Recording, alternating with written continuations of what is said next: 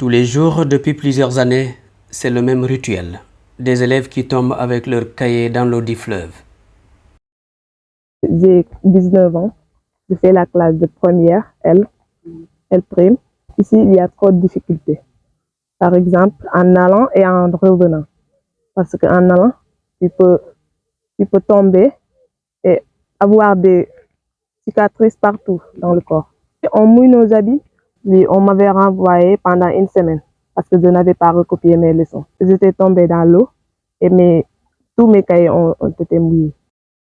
L'école la plus proche de Wandjé se trouve à Marloch et il faut 6 km à parcourir au quotidien. Un exercice auquel se livrent une centaine d'élèves de la 6e à la terminale. À chaque traversée, des sacs déposés à l'intérieur d'une bassine qui, à chaque glissade, envoie cahiers et fournitures dans l'eau. La traversée est très difficile. En allant, en revenant, on a des problèmes. Vous voyez, le pont est très mauvais. On tombe dans l'eau, nos cahiers, tout est gâté.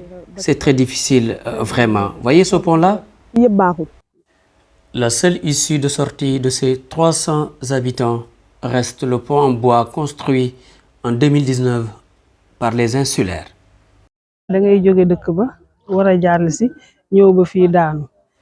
Vous quittez le village pour sortir, vous risquez de tomber. Vous revenez au village, vous tombez également. Si vous portez une bassine avec du poisson, souvent aussi, vous tombez. Il y a des gens qui n'osent pas prendre ce pont. Ils préfèrent appeler et on dépêche une pirogue. Les gens tombent ici. Ma femme est tombée. La femme de Fa est tombée aussi. Des étrangers tombent ici.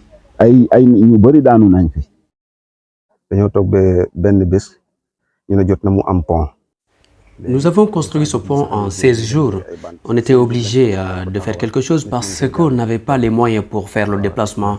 On était obligé d'aller à Marloch, mais une fois arrivé sur place, l'eau que nous cherchons est tombée. Ils ont appris à vivre avec ce pont en bois qu'ils ont eux-mêmes érigé, pensant que chaque jour, il peut s'écrouler sous leurs yeux. Ça nous dérange aussi parce que la mer remonte dans nos maisons et la salinité aussi, ça remonte. Et ça, ce sont des difficultés qu'on est en train d'endurer. Ceux qui essaient de cultiver n'arrivent plus à cultiver. Tout le monde part à la mer pour chercher et la mer n'est pas à tout moment agréable pour avoir ce que tu es parti chercher. Tout cela, ce sont des problèmes qu'on est en train d'endurer dans ce village. Puisque nous sommes des citoyens, comme tout un chacun ici au Sénégal, nous demandons au président de la République à ce qu'il fasse ce que de droit. Vraiment. Les habitants de l'île mesurent les vrais risques sur ce pont long de près de 950 mètres avec une largeur d'1 mètre. Mais pour eux, la raison est toute trouvée.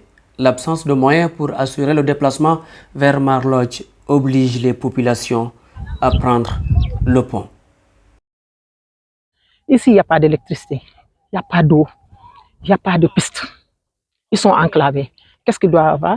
Un pont pour faciliter la traversée. Des années, ils ont demandé ce pont-là, 50 ans derrière, ils ne peuvent pas arriver à avoir un pont.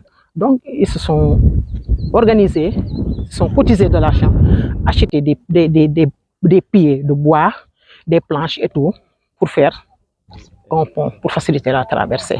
Donc, c'est l'inégalité. Donc, on doit faire tout pour lutter contre cette injustice d'inégalité qui existe dans le pays.